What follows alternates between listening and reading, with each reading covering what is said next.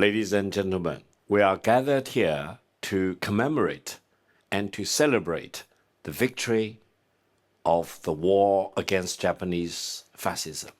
Now, we know that the war in the Asian Pacific region against the Japanese fascism was a very important part of the victory against global fascism, mainly German Nazism in Europe, as well as Japanese fascism here in the Asian Pacific region.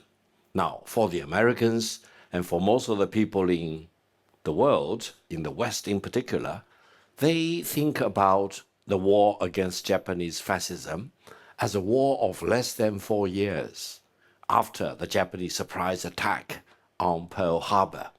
But for the Chinese nation, the war of resistance against Japanese aggression was a war of 14 years, starting from 1931 all the way to the victory in August 1945.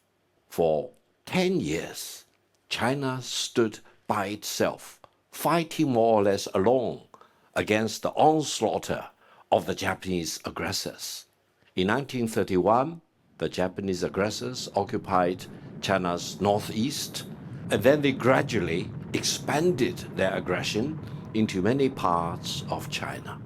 At the height of the Japanese occupation of China, they occupied up to about half of the landmass of China, and they managed to close off almost all the coastline of China. Altogether, China sacrificed the greatest amount. More than 30 million of my countrymen lost their lives, either killed in battle or they became civilian casualties of the war.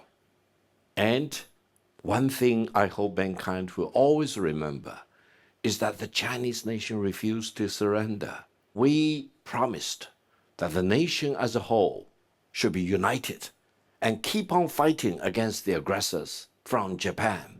The miracle came when the United States also declared war on Japan after the surprise attack on Pearl Harbor. Ever since the American joining this war of fighting against Japanese aggressors, this development is of contemporary importance too when we look back. That is, China and the United States became allies. We really stood shoulder to shoulder. We joined in all the military actions together. And together with other allies, we defeated Japanese fascism.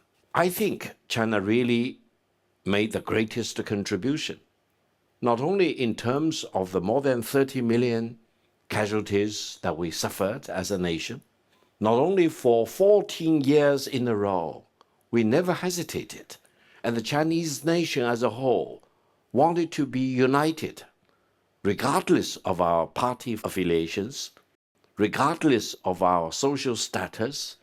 All of us as a nation should be united together in this fight against Japanese aggressors. People may say, yes, the United States probably also played a very important role. Yes, I don't disagree.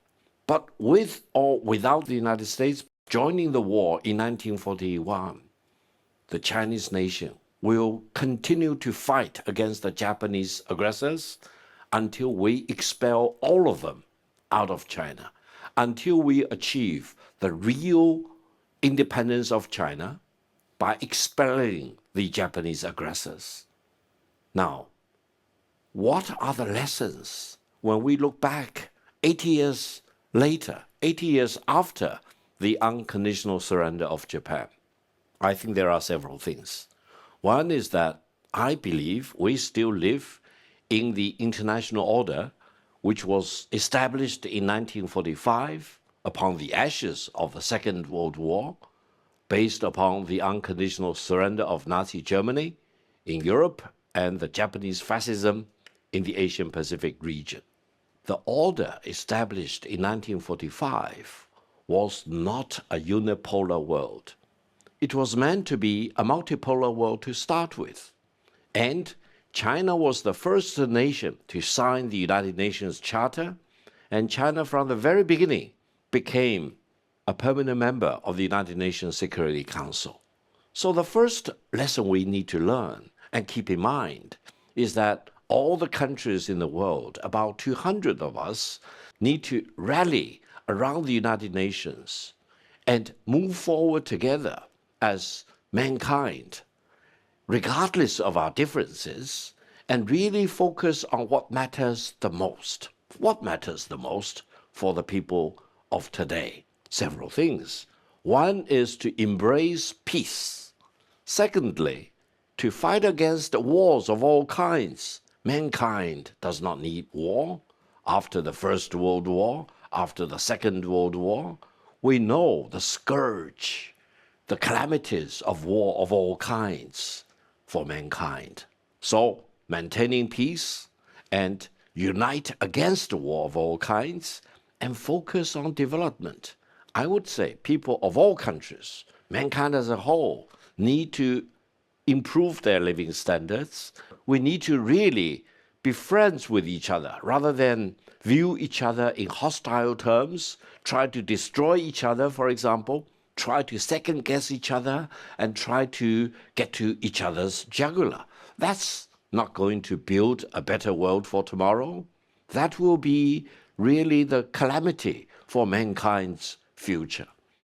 Now, the second thing, if I zoom in onto this part of the world, I would urge the Japanese nation and the Japanese government to really treasure the pacifist constitution of Japan. Japan, after its unconditional surrender in 1945, has lost any justification to rearm and to become militaristic again in this part of the world, either against China or against other countries in our region.